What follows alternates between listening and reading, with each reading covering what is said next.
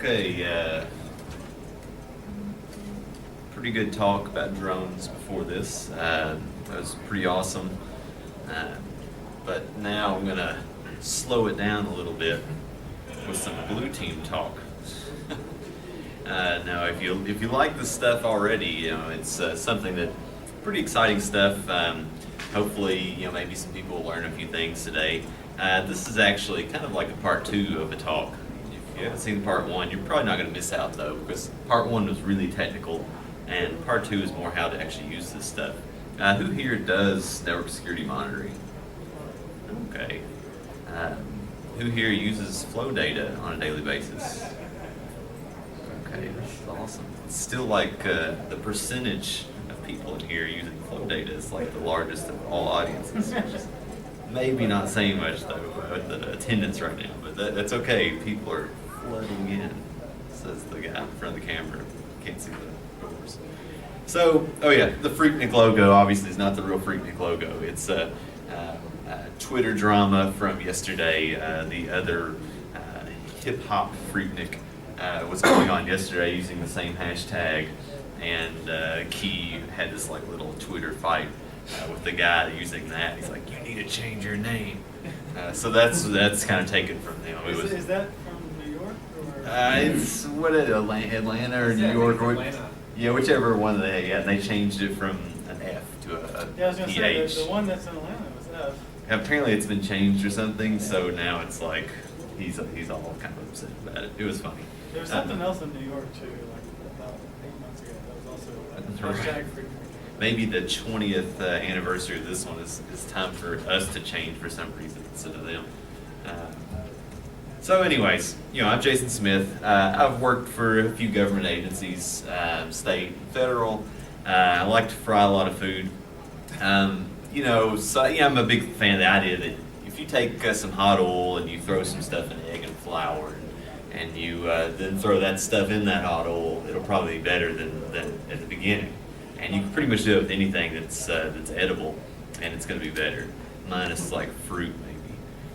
But most everything else. I also like some IoT stuff, and I say IoT because it's a buzzword. I like little microcomputer stuff, Raspberry Pis, those Omegas, different things like that. Pretty fun stuff to mess around with, but I'm kind of one of those people that, like, I'll buy every single thing that comes out and I'll try it out. Like, this is going to be the thing I really use from now on. It's like really fun to mess with, and like 3 or 4 days later, I'm kind of bored and something else is coming out. So I have a big collection of stuff at home that's collecting dust, and I give it out to kids and whatnot at school. So and on that topic, also co-authored Applied Network Security Monitoring with Chris Sanders. I always give this spiel here, kind of not so much for the book, but again to go, and remark on charitable contributions. So like all of our royalties, like we don't see any money from this. So I've never seen a penny from the book. It was just work to make it, and work to kind of market it. But instead, stuff goes to the Rural Technology Fund, Kiva. Hope for the Warriors, Autism Speaks, a few other things. And I always tell people, if you're buying stuff on Amazon, I always mention this morning, but go to smile.amazon.com instead of just amazon.com. Because you can set up a charity. It doesn't cost you anything to donate any money. And, a percentage of whatever you buy, Amazon matches that percentage and sends it to whatever charity you tell them. So, for instance, Rural Technology Fund is a nonprofit that Chris Sanders runs, and I try to help out with that. So I send all of my purchases there, and it really mounts up pretty fast because over time, I think it was like yesterday, the day before, Amazon told me, "Hey, you've contributed 184 times to the Rural Technology Fund just from going to smile.amazon.com." So I recommend you do that. If it's not Rural Technology Fund, do it with whatever charity you like, because it's pretty awesome. So today, what we're going to talk about and what we're kind of not going to talk about. So we'll talk about flow data, a brief synopsis. What is flow data? Why is it important? Some basics. I already have people in here using flows and stuff like that. So I would kind of like to make this a little different than I normally do as well. that if you have like questions or like discussion topics or things like that, especially things that'll like help other people understand things that don't already, definitely bring it up, you know, kind of as I go, you know, at the end of a slide, beginning of another slide, something like that. But, you know, we're going to talk about the basics essentially, but more so how to actually get started with it, not like, you know, really, really in depth on what is a flow and stuff like that. It'll just be very slightly, maybe, you know, 20% what one is and, you know, 80% how to use them. So we'll go into how to collect all the stuff, all the tools that you need to use for that, and all free different methods, not any kind of pay-for stuff. We'll talk about how to make friends with NetOps if you're not NetOps, or how to make friends with security, you know, the security group if you are NetOps, via some situational awareness stuff. And again, I'm going to go through a bunch of different tools. I'm going to give some other shameless plugs for tools I've written, but hopefully they'll be helpful. And again, you know, I guess at the end of this, I'd like to really show how valuable flow data is, because a lot of people say they want to collect it, and then maybe they do collect it, they collect sampled stuff or something like that. And I'm going to go into, try to detail why it's really important to do unsampled data, so you have complete control. So what is not on the agenda, really in-depth stuff about flows, because that's kind of boring, puts people to sleep. If you haven't already eaten, you'll probably like walk out to go to KFC over there. Stuff like that if I talk about really in-depth stuff, because it gets kind of in the weeds. I won't talk about, you know, other types of flows outside of, you know, just some common things, because the real flow names aren't going to really matter here, because, you know, when it comes to like version 5 or version 9 or things like that, we're going to talk about like 5 tuple stuff, so like kind of basic stuff. We'll talk about some collection methods, but not like generic stuff. I'll give you a picture basically, that's it. And silk methods we'll talk about, but not a ton of them. If you want to see all that stuff, you can go to that link, and you can see a lot of different really, really in-depth stuff about flows. So what is a flow record? It's easier to talk about PCAPs because everyone understands PCAPs. PCAPs are the full recording of all your network traffic, you know, based on, you know, whatever filter you tell it to do. If you compare that to recording like a phone call, or like, you know, 10 phone calls or 100,000 phone calls, it gets kind of difficult to actually parse through the PCAP. And so in that regard, you know, we have a lot of different data types. You know, we have, you know, Bro provides a lot of metadata for, you know, different protocols, and then flows and stuff provide kind of a summary of communications. And that's exactly what flows are. Just like you used to have this phone record of all your cell phone calls and things like that. They talked about, you know, where did you, you know, what is your number, where did you talk, you know, how long did you, you know, talk to these people for, things like that. Similarly, flows do that for like packets and whatnot. They're like a summary of all packets that came across the network, binned up by certain measurements, which I'll talk about in a little bit. The other comparison of PCAP versus flow data, you know, people say, oh, you know, you gotta have PCAP, but in reality, most big organizations don't have PCAP at all. If they do, they have it for, you know, like a day, which is actually pretty good for a large organization. It at least allows for some sort of daily instant response that you can go back and look at something. But, you know, don't expect to, you know, kind of go back a ton of time. You know, the average amount of time that a threat actor sets in an organization after compromise is like 146 days, you know, as of like the most recent 2016, you know, trends. But you know, if you have flow data, at least you can go back and have some record of at least where they came from, you know, who they talked to, things like that. But PCAP, you're not going to have 146 days of PCAP. It's extremely unlikely. To compare, you know, flow data takes up between 0.01%, 0.02% of the amount of storage of PCAP, and a good comparison to that, you know, mountain versus molehill. And specifically, if the mountain's Mount Everest, I would be like the molehill, like if you want to get like a physical size comparison. And so it's, you know, flow data takes up no space compared to PCAP. So another comparison, it'd be like this little Caterham compared to a big Velaz dump truck, PCAP truck, carrying a lot of PCAP. So that little Cater on, by the way, this little death trap I built, it's finally running and it's still overheating. But the comparison is the same, but if you were to have like 6 of those trucks. So, give yourself a visual comparison of the speed and everything of that little car compared to that truck carrying 5 other of the same. And you'll get an idea of what it would be like, the speed of parsing PCAP, or parsing flows versus parsing PCAP. Obviously, they're not one-to-one comparison, but you get the idea. So, flow data, the brief, what is it? It's called session data or net flow data, which is Cisco's term that they own. Some people just call them flows. You can call them whatever you want to, really. Again, they're just a summary of communications. They're not the packets themselves. This isn't like you're taking Wireshark and just cutting out the actual packets and looking at just like the certain aspects of those. It's a collection of packets all wrapped up based on certain things. Specifically, it's based on the 5-tuple. If the 5-tuple changes, then you may get a new record. The 5-tuple is your source IP, your dest IP, your source port, dest port protocol. When any one of those changes, you'll get a new record, and they'll keep stacking up packets in that record until a certain condition is met. It is a timeout where it's been happening for X amount of time, or it's a timeout where it's stopped happening for X amount of time. So you can imagine, it's like a factory worker each thing is coming in based on this 5-tuple, and it's like, oh, if these ever change, let me get another bucket and start packing things in that bucket as well, and keep getting new buckets, but after a time limit passes, throw one of those buckets out, or 2 of those buckets, or whatnot. You also have a start time and end time. There's calculations like durations, which are obviously differences between those times. There are a lot of fields depending on your version of flows, but again, I'm not going to talk about those because those aren't really important today. Again, essentially, we have the who, when, and where with flows, which is quite a bit of information in incident response. You have to determine the what, really, and definitely the why. So, how are our flows actually managed? I mentioned this termination condition, be it like, because you couldn't just keep stacking on all this data inside of one of these flow records, because then it wouldn't be very useful.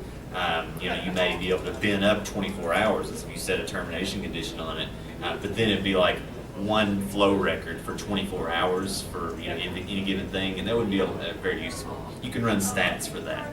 Again, I mentioned the factory worker. He puts things in little buckets or baskets. It's a funny picture of Buffalo Bill, big fan of Silence of the Lambs. I would use his voice there, but it sounds kind of creepy. Wife hates it when I talk like him. So how do you actually generate and collect all this stuff? Any questions so far first?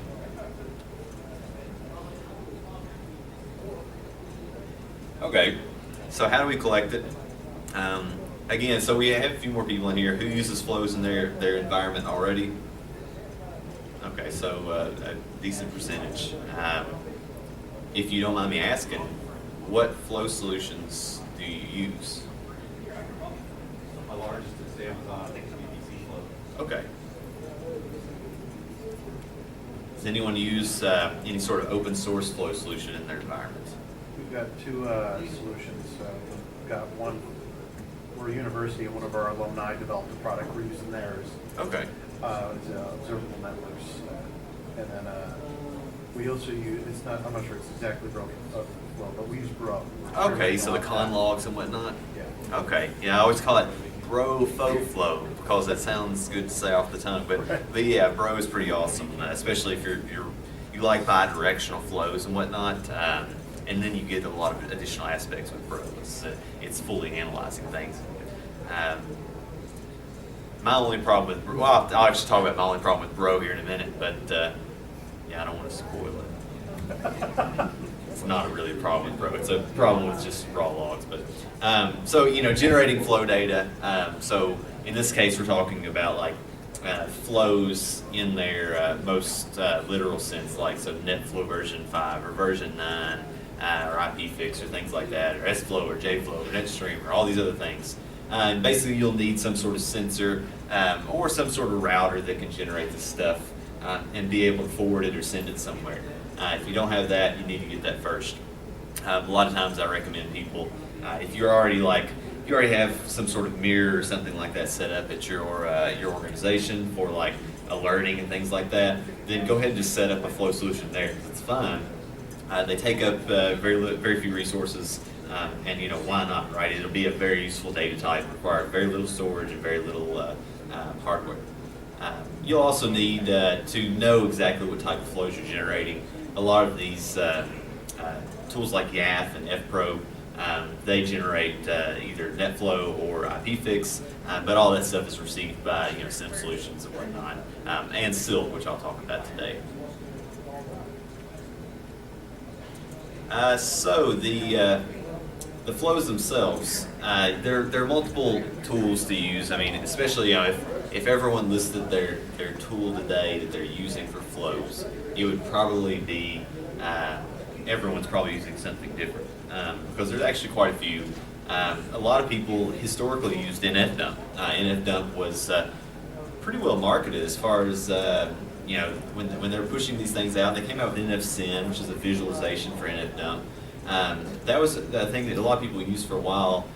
Around 2003-ish or whatever, Silk and Argus kind of came into the public domain, and those are used on some of the largest networks in the world. So when you look at like federal government networks, things like that, of course, the federal government uses Bro a lot, but for flow solutions in general, they'll use Silk and Argus and stuff like that. The government kind of told Carnegie Mellon a while back. Carnegie Mellon said to the government, "Hey, we can build you this cool thing if you'll give us some money." And they did a really good job, to the point that they're still maintaining all that stuff, and they do a really awesome job of adding stuff to Silk, and Carter Bullard does a good job of maintaining Argus. There's also different solutions you could use, which I bet you probably use for Bro, is that either like a Elk Stack or Splunk or some sort of tool to parse raw solution logs. And when I say raw logs and log aggregation solutions, a lot of people, even if it is actual flow data, they'll convert that to some other thing that Elasticsearch can ingest, some parser that Elasticsearch has, or something Splunk can take it in. QRadar, a few other SIM solutions have separate flow solutions built in, so as not to mess up with their EPS. But there are a lot of tools that'll just take in generic logs, but there are some issues with that depending on hardware. And historically, things like Silk, there are people that are doing like 12 billion unidirectional flows a day on organizations, and minimal hardware can do that. So comparing raw solutions versus log solutions, I mentioned hardware. On a hardware level, the big issue is that if you don't have the ability to actually ingest the data, you're going to possibly drop the data. And at the rate of flows coming in, you really need to be able to just take in small bits of data really, really quickly. And sometimes that's kind of hard to do if the logs themselves are just raw text logs. Whereas a flow solution, like an actual solution like Silk or something like that, they are entirely intended on taking in one data type and one data type only, without having to do post-processing and things like that. And so in the end, your retention, your speed, the ease of use, because it's one it's one data type, all that's really easy to do. On the flip side, if you already have a log solution that's already really, really robust and is processing a ton of stuff already and is overbuilt so that you can take on any amount of logs, maybe it makes sense to put flows into that solution. I never really recommend it to most people, just because in the end it's like they may have a good time already with their Elasticsearch setup or something like that, and then next thing you know, they have to have a guy or gal constantly maintaining this Elasticsearch cluster because it keeps on messing up. Because it's when flows come in that your total amount of logs dramatically increase. So that's why I usually recommend raw solutions. The cons of a raw solution, it's flows only. You're not going to be bringing in other data types in most cases. They're not easily extendable, whereas you have like Kibana and you have Splunk. Those things are like clay. You can mold them to do whatever you want to. visualizations can be made, stuff like that. You can't really do that with a lot of flow solutions. Again, I mentioned NFSyn, which is the visualization brother to NFDump. It can do a lot of visualizations and things like that. But again, that's one of many. And so not all solutions are equal either in flows, because it's not just one version. I mentioned NetFlow version 5, it's the most common. I mentioned version 9. I don't mention 6, 7, or 8 or anything before 5, and that's because these versionings historically kept on moving around, even to the point that some were not even actually released. But most people use version 5 now. It's the simplest version. Version 9 adds a ton of fields. It's like 120 or something ridiculous. And then IPFix adds even more fields. And so things get kind of messy if you're actually dealing with all those fields. Today we're not going to talk about those things, and in most cases you won't actually mess with those things. Another issue is storage when it comes to raw solutions versus log aggregation solutions. Here you have a comparison of Silk versus Elasticsearch on the same data, and this was generated via a few different tutorials on the best ways to get NetFlow version 5 into Elasticsearch compared to the accepted ways of getting it in Silk. The little bitty slice there is Silk versus the rest is Elasticsearch. The data itself, you're going to use 28 times more storage to store the same stuff in Elasticsearch, and that's a comparison where they're both compressed. And in this case, it's 4 million unique flows that I generated, and in the end, again, 28 times more storage means 28 times less retention on the same hardware. So consider that. A lot of organizations that I've worked with, in fact, all of them, have stored flow data indefinitely with Silk, just because Silk is also not a thing where it's hard to add more storage. Silk is done in a way that you just have folders that are based on dates, and so when you tell Silk to look at a certain date, it's literally just looking at a folder. So you could have a folder that says year 3000 and tell Silk to look at the year 3000. It'll find whatever you tell it is in the year 3000. But it's that easy to add additional storage. It's just if you have more storage, then suddenly you can just fill that with more Silk data. Whereas it's not quite as easy with a lot of log aggregation solutions because they do a lot of indexing and things like that, and suddenly you kind of mess things up when you are changing the storage platform. Any questions so far? Do you think, is it because Elasticsearch doesn't really understand them as flows and does deduplication and reassembly and superflows? Yeah, so, and that comparison actually was without deduplication in either one. In the end, so like Silk can deduplicate, but with other tools and whatnot, it's like RDB dedupe or something.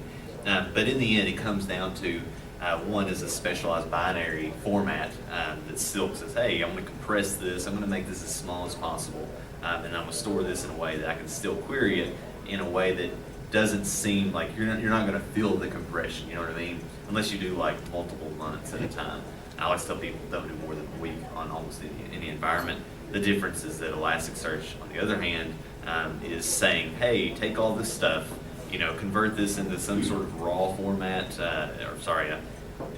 just like a text format, parse that the way you need to parse it, and store it the way you need to store it. But it still compresses it, it just takes a lot more space. And a lot of those tools like Splunk, too, they're building a lot of index data around it. Right. So you actually can end up with a negative compression.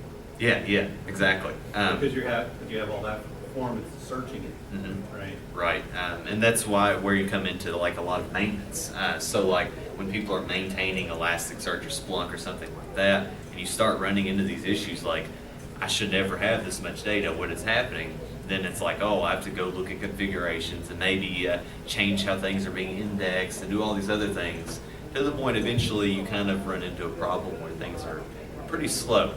In this case, I tried to do my best to compare speeds and to do, I gave it a lot more hardware than I probably should. And in the end, despite Silk having, blazing fast search, Elasticsearch is also really, really, really fast when everything is indexed properly and whatnot.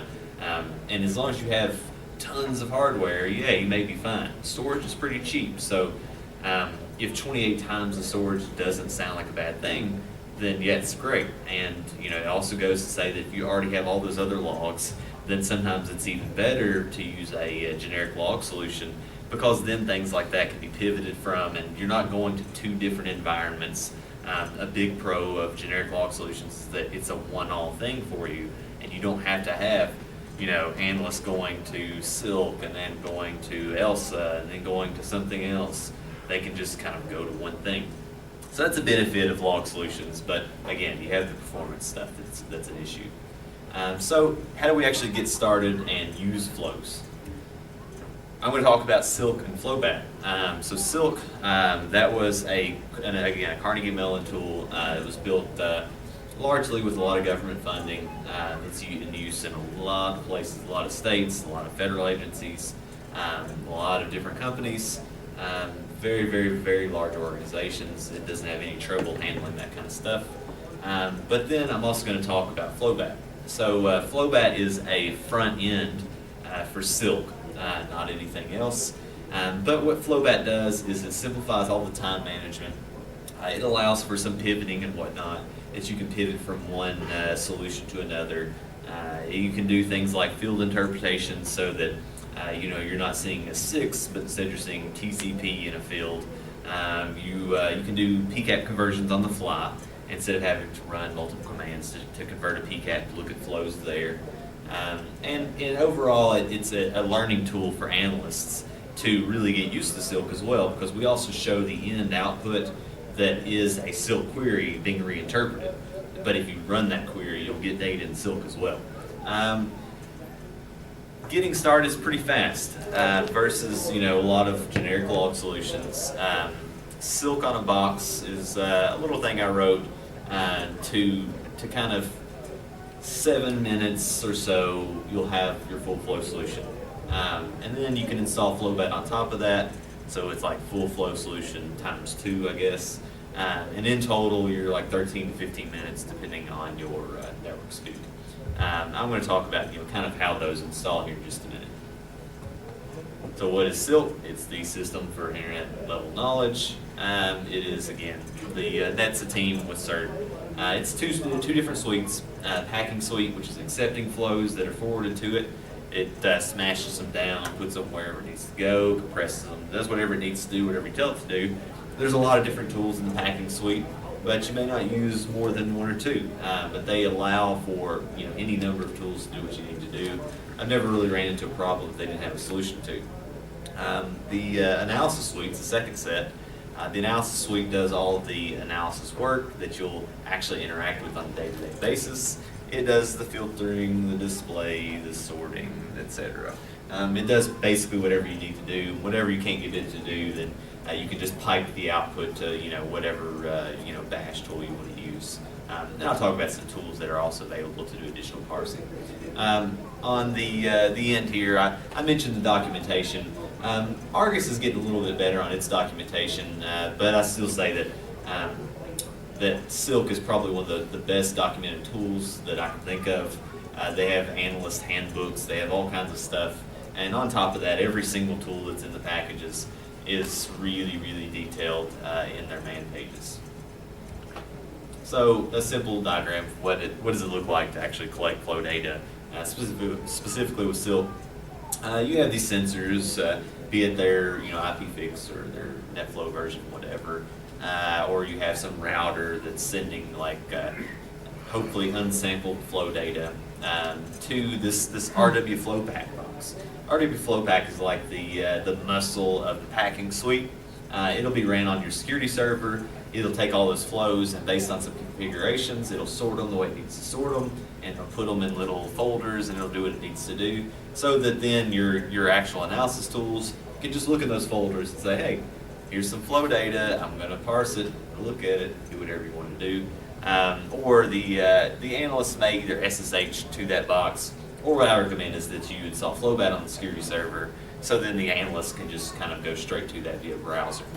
I keep mentioning unsampled versus sampled flow data. I didn't mention it much, but I really push this topic because a lot of people will say we have flows, but in the end it's their NetOps group or something is like, saying, hey, yeah, we can afford to turn on flow generation, but a lot of these devices will only handle sampled flow generation. And that's the reason being is that if you're taking like 1 out of 100 or 1 out of 1,000 packets or something like that, you're more doing that for some sort of situational awareness on a performance, like a network performance level, and it's not at all for like incident response.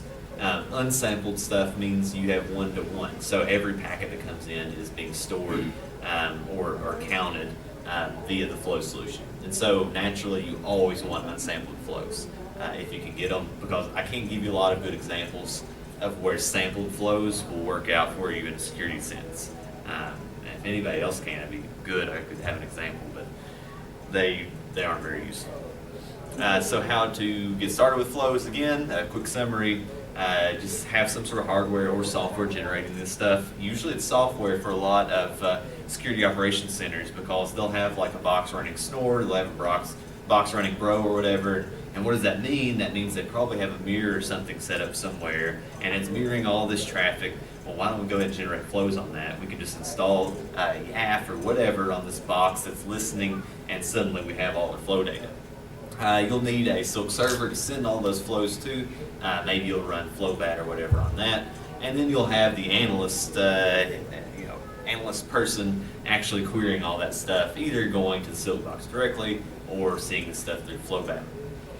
There is a sensors.conf and a silk.conf file for kind of advanced setups, but a lot of people, if you have one sensor, that's not needed. If you have multiple sensors, you can just look at those two files and copy what they have for each additional sensor, so that everything is still stateful about where it came from. Because if you don't do that, you can get things mixed up. It's much better to say, let's have multiple different sensors. So how do you install Silk? Any questions so far? Transport mechanism from that data to the security server. So that kind of depends. So again, the packing suite that's with Silk, there are all different kinds of methods. So a lot of times people will say, well, the issue I bet you're talking about is this encrypted method, right? So Encrypted, is it FTP, is it HTTP, is it its own thing? So it's its own thing, but a lot of people will wrap that up in something like S-Tunnel or whatever, especially if you already have other things that are going through S-Tunnel from like, because a lot of times remote locations, if you have like a remote sensor, you'll have more than just that data. So you may be sending Bro data and a lot of other things, and you can SCP that over, you can do whatever, but a lot of people will set up like S-Tunnel or some sort of tunnel to just throw that over, just so that they're not worried about it at all. Everything's encrypted, there's no question about it. But by default, it's kind of its own thing. You know, YAF has, I forget what protocol it's actually using, but YAF has its own thing where it's sending IP things over. Okay, so Silk, how do we install Silk? There's a lot of painful ways to install it. Not very painful, because again, the documentation's okay. But the way I always do it in VMs and stuff like that is I use this little Silk on a box script. I assure you it's not installing anything malicious. If you just trust it, you'll be fine. Trust the script. So it takes care of all the dependencies. There's a CentOS installer as well that may or may not be updated as much as the Ubuntu installer, but if it's not, tell me and I'll fix it. If you have a non-typical network, again, you'll need to change silk.com and sensors.com. If you have epilepsy, then look away, seriously, because this is like very jittery. Okay, this is a Silk install.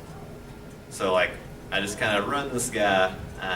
You kind of do whatever you need to do, because again, it's like 7 minutes. Look into like how to do FlowBAT. In this case, I go with the male. Like play with the cat a little bit. Cat's name's Cheeto. It's a Bengal cat. It looks like Cheeto's cat. It's more like a dog. Well, we're done. Enough talk about Cheeto. That was like 5 or 6 minutes, and that was a clean Ubuntu box with nothing done to it previously, and so it's installed. If you see all the green stuff, you know you've done something okay. How do you do analysis with Silk? So this is RDB Filter. It's like the thing you'll use more than anything if you're not using other tools like FlowBAT. RDB Filter is a means of taking all of your flow records and it says, let me look into some specific folder or some specific bin, and let me pull out just a few things. I want to filter from everything down to something. Again, I mentioned do like a week or less, because if you start grabbing all kinds of data, I'll question the usefulness of what you're grabbing in the first place, because like there's only so much you can do with huge amounts of data unless you're running stats on them or something like that. Well, here's an idea of like, and I have these all in different lines just so it's easier to read. But records to and from some sort of Chinese IP address, going by country code here, over a specific week to this local CIDR range. And what you have is I say I want every bit of data. The type equals all means I want inbound, outbound, any sort of web stuff. I want everything. There's a list of types. I want to start date of 8/01/2015. I want to end date of 8/07/2015. Where source or dest is China, and where source or dest is some sort of local range. And then I want to pass that to standard out. RDB cut then is pretty important, because otherwise it'll yell at you if you just hit enter there. It'll say, hey, you can't read binary, so I'm not going to give it to you. And so instead it says, RDB cut to convert that stuff to human readable form. And we're going to only do the fields, basically just the 5 tuple there, plus the source time. Start time. No questions about the RDB filter. There's silk analysis with PCAPs. So this is how you typically convert a PCAP to flow records for silk to look at.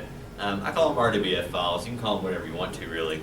But basically, you'll take a PCAP of some kind. In this case, it's some sort of like SD bot infected device that generates this PCAP. And then you'll convert it with that RDBP to YAF to silk tool. Terrible name for a tool, and it'll make this RDBF file that then you can again use RDB filter and then RDB cut on to see what's happening. And there's an example of what that might look like.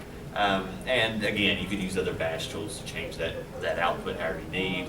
There are options to change delimiters, do whatever you need to do, especially if you're going to later on script this stuff to be like make a list of bad guys from malware domain list and then churn it through this stuff once an hour. That's something you could easily script out with Silk, doing the same kind of thing. So stats, I mentioned statistical data, and that you may use long ranges for stats. It's just this tool called RDB Stats, and I always recommend people try to say in a sentence what they actually want, and then try to type that out in how Silk wants it. So in this case, where you want the top --top, we want the top 10. We want the top 10 protocols. We want the top 10 protocols by bytes. And so if you can say what you want in a sentence, you could probably make it happen in Silk with RDB Stats. Then, an example of that, here's bytes transferred by protocol, as I just mentioned. And then you may have things like show the valid conversations, the top 10 sit-bit pairs for valid conversations. In which case, I did kind of a simple non-fail-proof method of doing that by using this packets equals forward to anything, basically assuming that there's at least some sort of TCP or some sort of three-way handshake of some kind. And then we did again stats, top 10 SIP-DIP pairs by bytes, and you can do bytes records with packets as the value there. Last but not least, here are what different outputs look like. So RDB cut is the human readable form of the actual flows in their raw form. That's not the only fields you could have. There are a ton of different fields. You could have all of them. They're going to look like garbage on your monitor. They won't be all that human readable at that point. But maybe you're processing them through something else. Maybe you're telling Elasticsearch to take some of this stuff, which is then very convoluted in our discussion here. But it's possible, especially if you're making tools in Silk and maybe your outputs are pretty small and you're telling Elasticsearch only look at these special outputs because that may be what junior analysts need to look at, and then they can take that and then go to Silk to look at everything. RDB Stats will look like that, where in that case I've done this application filter.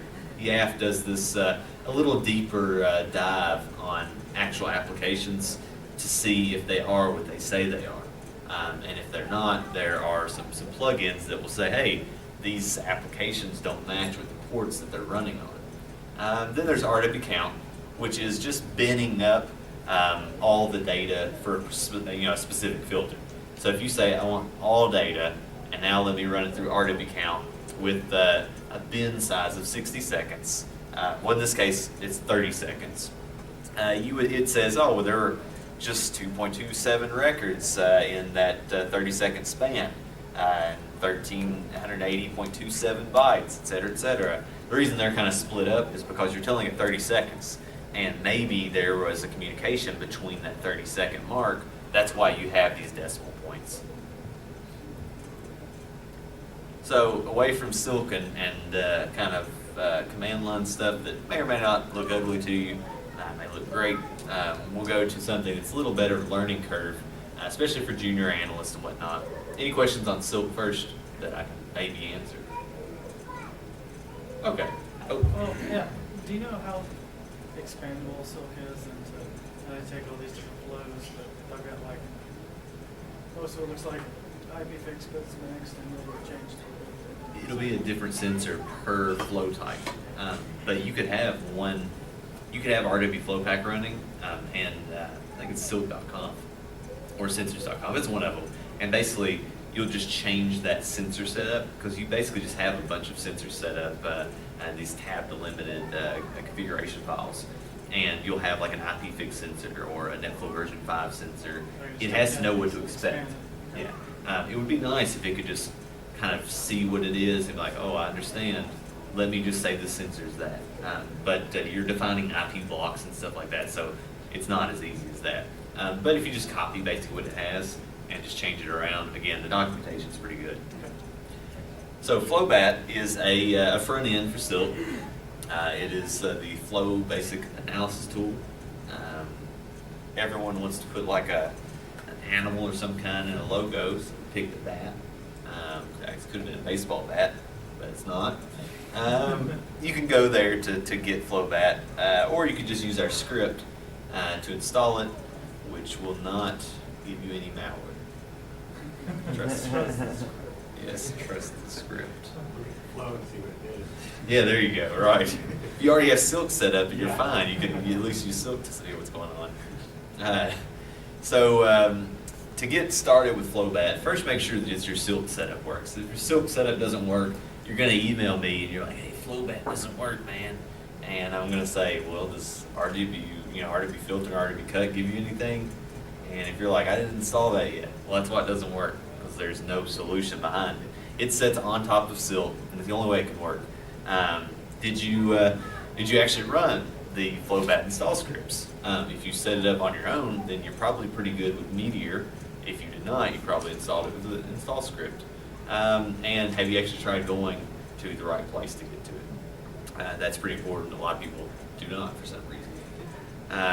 And so basically, you can do a lot of different things. I don't tell people only use FlowBAT, because there's a lot of scripting you can do with Silk that then is actually really helpful in FlowBAT. So you can generate lists, for instance. You could go to like any kind of like OSINT, your favorite OSINT threat page or whatever that have lists of IPs and whatnot, and you could like automatically pull that down and tell Silk, make a list of all this stuff, and then maybe FlowBAT is making a dashboard based on that list. So you can kind of like fluidly make those things kind of work together, even though they're really not telling each other to do anything. They're just one's taking the output of the other. So again, this looks familiar, minus a different thing like go get a drink and FlowBAT at the top, but the install is basically the same as that Silk on a Box install. This takes like 7 to 9 minutes. There's a CentOS installer that may or may not be a little different. It also does not work on 7, so we get emails about that, and there's a ticket out for that already. Epilepsy warning. Close your eyes. So here I am installing FlowBAT. It takes like 7 to 9 minutes. Making a chicken brine. So I like to fry food, but chicken's not usually great It's good, but it's not great unless you grind it a little bit. Be a wet brine or a dry brine. But it doesn't take too long. In fact, a brine takes like 4 minutes to do for quite a bit of chicken. Keep a lot of salt in the house for this. But I'll provide this recipe later. This is actually a Chick-fil-A chicken nugget recipe. And it uses a pickle marinade. But right now we're done. I'll show you that later. It's pretty fast. And once you've done that, you can go to using it. So here is kind of just looking through data. So that was pretty quick. You don't have to specify RDB filter and stuff like that. You don't have to specify types, which you normally would. Normally Silk requires you have an input argument, partitioning argument, and an output argument. It's like the pass equals standard out, or the type equals all. Here I just assume that you want all your data. If you don't want it, you can specify type, and it's going to change it. But right now it says type equals all, and then it handles the output on its own. This is, again, the same queries I mentioned in Silk, where it's all records for the current day. Whereas Silk also, the default is current hour if you don't specify the time and date. So here's looking again at those Chinese IP addresses. At the time of making this, NECC was not a field option. We're using the query builder in this case instead of using the command line with autocomplete and whatnot. So here I'm putting in where any IP is a local address. I'm going to specify in additional options that we're going to have NECC equals CN. There are little help things as well. We took a lot of stuff from the Silk documentation and tried to make it to where you don't have to go to the documentation to see what some of these things do, which put a little help bubble. But again, this is a fair amount of time that I'm looking through.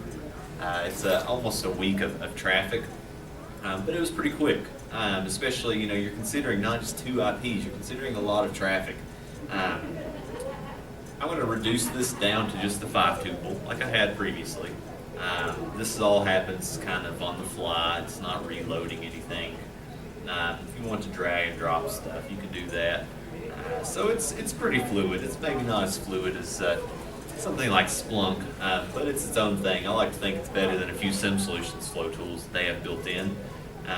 But even those are getting better. Here's running some stats. I mentioned the top 10 source desk pairs. Here we're going to do just a time span for the current day, and pick the top 10, which is already the default. And we're going to do the SIP dip pairs by bytes. So what kind we talked about earlier, what's already done, it's almost immediate for the current day. You saw where, I wish I could pause that, but you can see where it does like the bytes and the records and the number of packets. It also does conversions, whereas Silk would just tell you the total number of bytes. This tells you, megabytes or gigabytes, so that it doesn't start gunking up the fields. Maybe I should have an option to do bytes, but it doesn't have one right now. So how do you count stuff? We talked about bins, and I didn't really talk about how important they are. But we're going to I'll show you a detail real fast. This is the previous 24 hours of data, just outbound stuff. I mentioned that by default it's type equals all, but in this case we're going to do out and out web and a few different things. And then we're just going to kind of graph that based on bin sizes. I think I did 10-minute bins. If not, it's probably too large. Yeah, so it's kind of that's using probably 30-second bins right there, and so it's very compact in there, so it's not very pretty.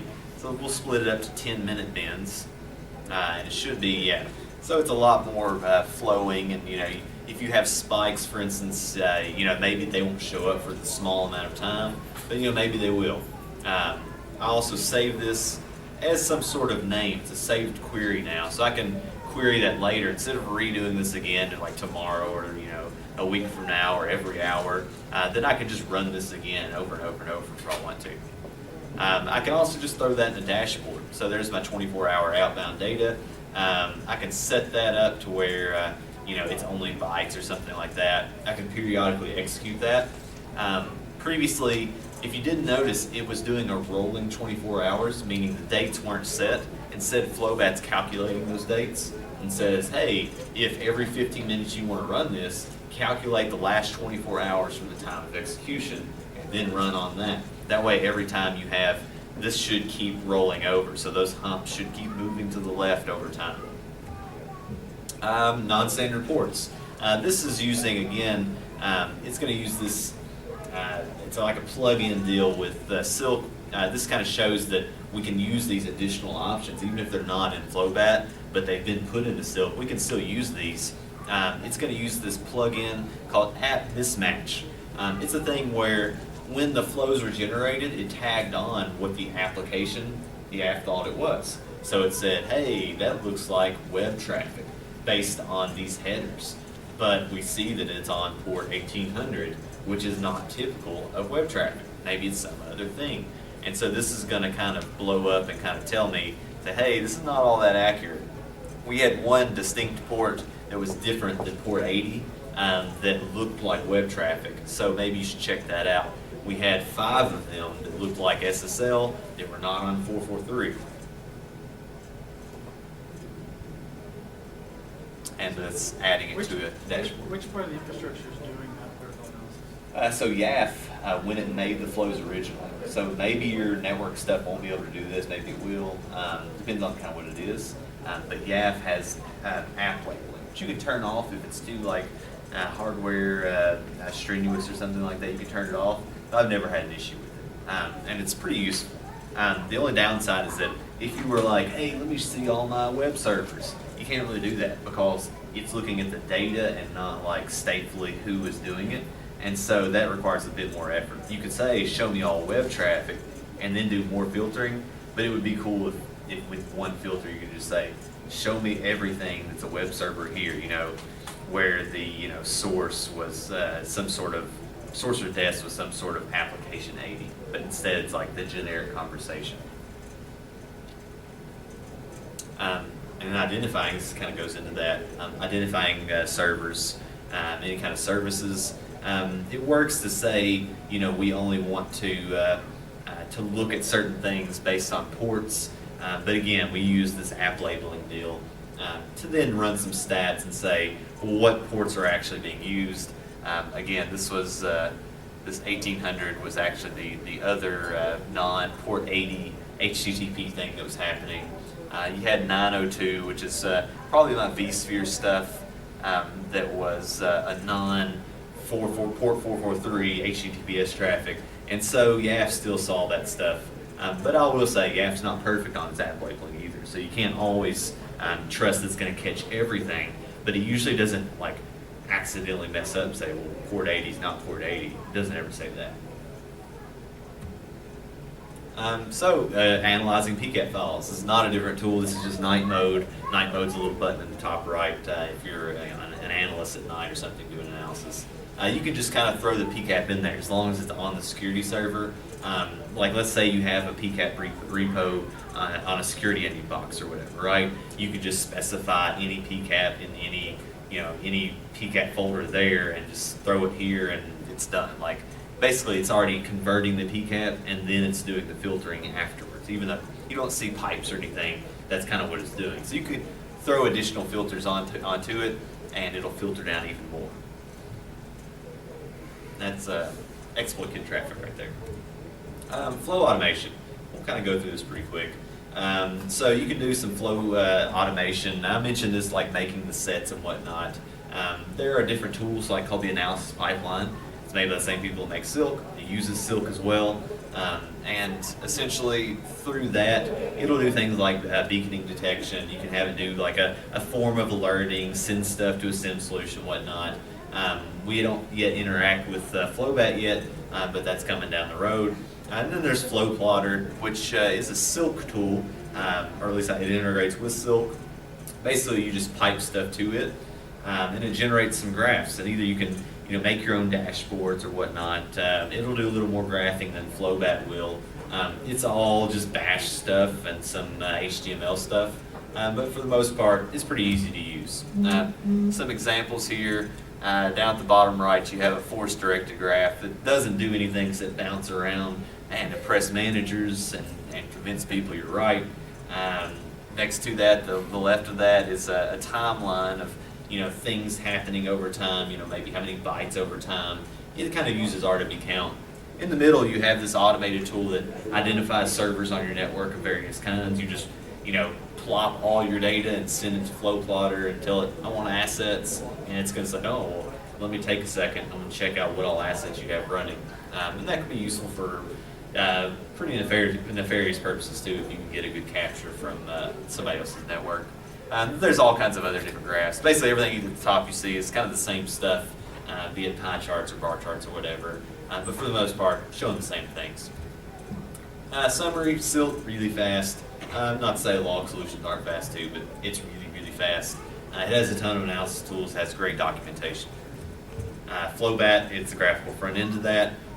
You can do anything that you kind of want with it. As far as junior analysts can really, really easily use it. And I think senior analysts will really appreciate a lot of the autocomplete and whatnot, so you don't have to know what things are as long as you have a vague idea of what this option started with. And you don't even need the query builder at that time. You can just autocomplete everything you want. To put it in perspective, I'm really good with Silk, but I'm better with FlowBAT. And it's not because I know it more, it's because I know Silk so well that now it's just so fast to put out queries, it's really painless. Again, it's by analysts and for analysts. Chris Sanders and I built FlowBAT. Maybe it's vulnerable, maybe it's not. Maybe it'd be a good exercise for those guys over there right now. But I don't think it's too vulnerable. It uses a modern version of Meteor and stuff like that. And Meteor's a pretty popular web framework now. You can do this on the soapbox only, or you can have it interact with a sensor elsewhere via some SSH keys to SCP the data over. And again, it's a kind of a question you ask about the generation. Well, this may be about like the retrieval, where instead of YAF sending it somewhere, maybe it just sets it there, and then this box goes out and grabs it via some sort of method that's a lot safer. Conclusion, flows aren't used very much, even though in this room they're used by over half, which is awesome. They're easy to collect, and there are minimal barriers to entry now, whereas used to it was pretty tough. Here's the chicken recipe, which it's really good. It's moderately easy to make. The pickle brine is the king here. And thanks, I appreciate it. We'll keep you any longer.